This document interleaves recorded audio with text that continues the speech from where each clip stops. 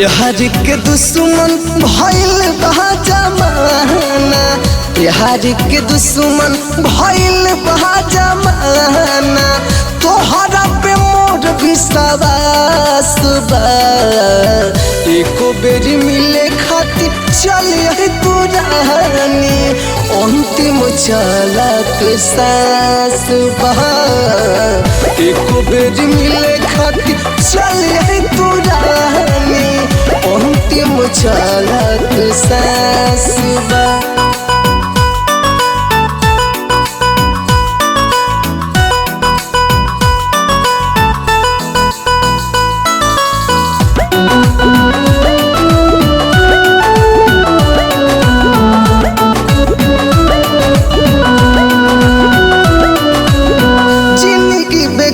भइल तोहरा से मिल के आई तू तो बात हम करती अपना दिल के।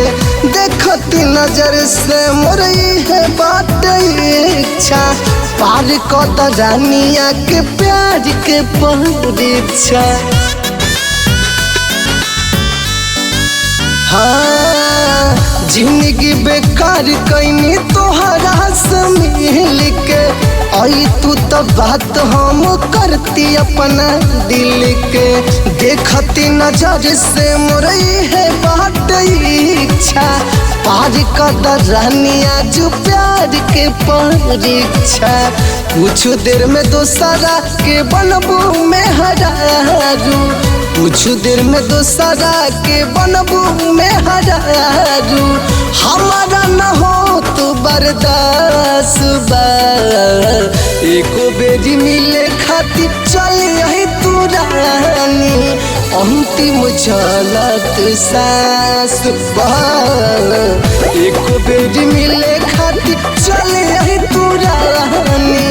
अंतिम चलत सांस बा।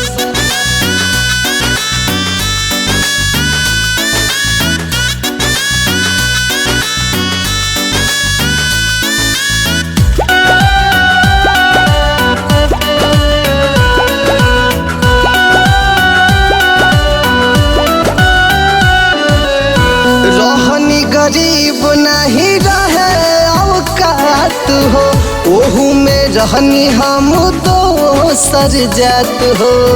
यही से हो गई संगे हमारा घात हो, बाड़े बदनसीब राहुल दिहले न साथ हो।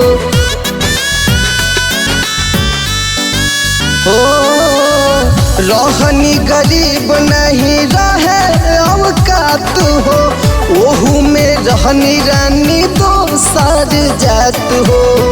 यही से हो गइल संगे हमारा घात हो, बड़े बदनसीब राहुल दिहले न साथ हो। रूही के दीवानाई कहेला बतिया, रूही के दीवानाई कहेला बतिया। भइल रोहित तो हर खास बा, एको बेरी मिले खातिर आ जाए तू रानी। अंतिम चलत सांस बा, एको बेरी मिले खातिर चलिए तू रानी। अंतिम चलत सांस बा। प्यार के दुश्मन भइल बा जमाना, तोहरा पे मोर विश्वास बा। एको बेरी मिले खातिर चलिए तू रानी। अंतिम चलत सांस बा, एको बेरी मिले खातिर चलिए तू रानी। अंतिम चलत सांस बा।